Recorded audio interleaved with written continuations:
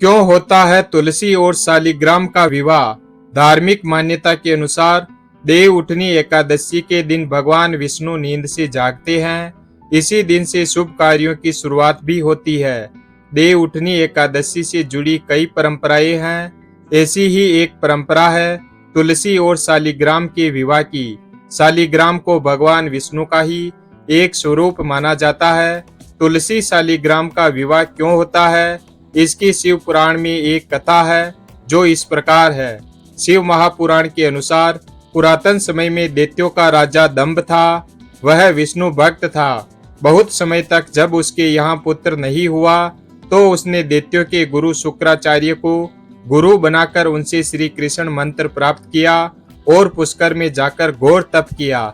उसकी तपस्या से प्रसन्न होकर भगवान विष्णु ने उसे पुत्र होने का वरदान दिया। भगवान विष्णु के वरदान स्वरूप दंभ के यहाँ पुत्र का जन्म हुआ।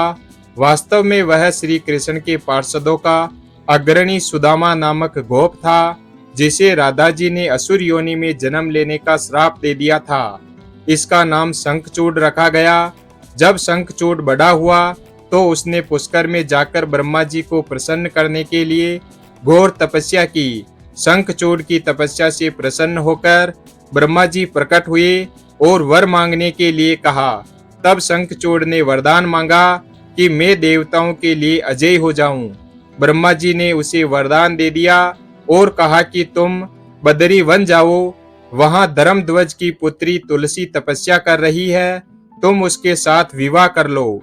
ब्रह्मा जी के कहने पर शंखचूड बदरी वन गया। वहां तपस्या कर रही तुलसी को देखकर वह भी आकर्षित हो गया। तब भगवान ब्रह्मा वहां आए और उन्होंने शंखचूड को गंधर्व विधि से तुलसी से विवाह करने के लिए कहा। शंखचूड ने ऐसा ही किया। इस प्रकार शंखचूड व तुलसी सुखपूर्वक विहार करने लगे। शंखचूड बहुत वीर था। उसे वरदान था कि देवता भी उसे हरा नहीं पाएंगे। उसने अपने बल से देवताओं, असुरों, दानवों, राक्षसों, गंधर्वों, नागों, किन्नरों, मनुष्यों तथा तीनों लोकों के सभी प्राणियों पर विजय प्राप्त कर ली। उसके राज्य में सभी सुखी थे। वह सदैव भगवान श्री कृष्ण की भक्ति में लीन रहता था। स्वर्ग के हाथ से निकल जाने पर देवता ब्रह्मा जी के पास गए और ब्रह्मा जी उन्हें लेकर भगवान विष्णु के पास गए। देवताओं की बात सुनकर भगवान विष्णु ने कहा कि शंखचूड की मृत्यु भगवान शिव के त्रिशूल से निर्धारित है। यह जानकर सभी देवता भगवान शिव के पास आए। देवताओं की बात सुनकर भगवान शिव ने चित्ररथ नामक गण को अपना दूत बनाकर शंखचूड के पास भेजा। चित्ररथ ने शंखचूड को समझाया कि वह देवताओं को उनका राज्य लौटा दे, लेकिन शंखचूड ने कहा कि महादेव के साथ युद्ध किए बिना मैं देवताओं को राज्य नहीं लौटाऊंगा।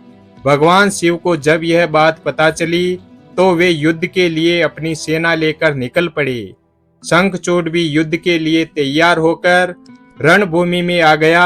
देखते ही देखते देवता व दानवों में घमासान युद्ध होने लगा। वरदान के कारण शंखचूड को देवता हरा नहीं पा रहे थे। शंखचूड और देवताओं का युद्ध कई सालों तक चलता रहा। अंत में भगवान शिव ने शंखचूड का वध करने के लिए जैसे ही अपना त्रिशूल उठाया, तभी आकाशवाणी हुई कि जब तक शंखचूड के हाथ में श्री हरि का कवच है और इसकी पत्नी का सतीत्व अखंडित है, तब तक इसका वध संभव नहीं होगा। आकाशवाणी सुनकर भगवान विष्णु वृद्ध ब्राह्मण का रूप धारण कर शंखचूड के पास गए और उससे श्री हरि कवच दान में मांग लिया। शंखचूड ने वह कवच बिना किसी संकोच के दान कर दिया। इसके बाद भगवान विष्णु शंखचूड का रूप बनाकर तुलसी के पास गए। वहां जाकर शंखचूड रूपी भगवान विष्णु ने तुलसी के महल के द्वार पर जाकर अपनी विजय होने की सूचना दी। यह सुनकर तुलसी बहुत प्रसन्न हुई और पति रूप में आए भगवान का पूजन किया, वह रमण किया। तुलसी का सतीत्व भंग होते ही भगवान शिव ने युद्ध में अपने त्रिशूल से शंखचूड का वध कर दिया। कुछ समय बाद तुलसी को ज्ञात हुआ कि यह मेरे स्वामी नहीं है तब भगवान अपने मूल स्वरूप में आ गए। अपने साथ छल हुआ जानकर शंखचूड़ की पत्नी रोने लगी। उसने कहा, आज आपने छल पूर्वक मेरा धर्म नष्ट किया है और मेरे स्वामी को मार डाला। आप अवश्य ही पत्थर हृदय हैं, अतः आप मेरे श्राप से अब पत्थर होकर पृथ्वी पर रहें।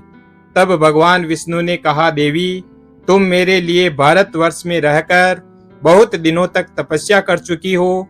अब तुम इस शरीर का त्याग करके दिव्य देह धारण करके मेरे साथ आनंद से रहो। तुम्हारा यह शरीर नदी रूप में बदलकर गंडकी नामक नदी के रूप में प्रसिद्ध होगा। तुम पुष्पों में श्रेष्ठ तुलसी का पौधा बन जाओगी और सदा मेरे साथ रहोगी। तुम्हारे श्राप को सत्य करने के लिए मैं पत्थर शालिग्राम बनकर रहूंगा। गंडकी नदी के तट पर मेरा वास होगा।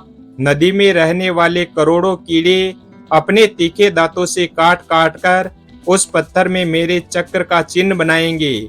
धर्मालुजन तुलसी के पौधे व शालिग्राम शिला का विवाह कर पुण्य अर्जन करेंगे।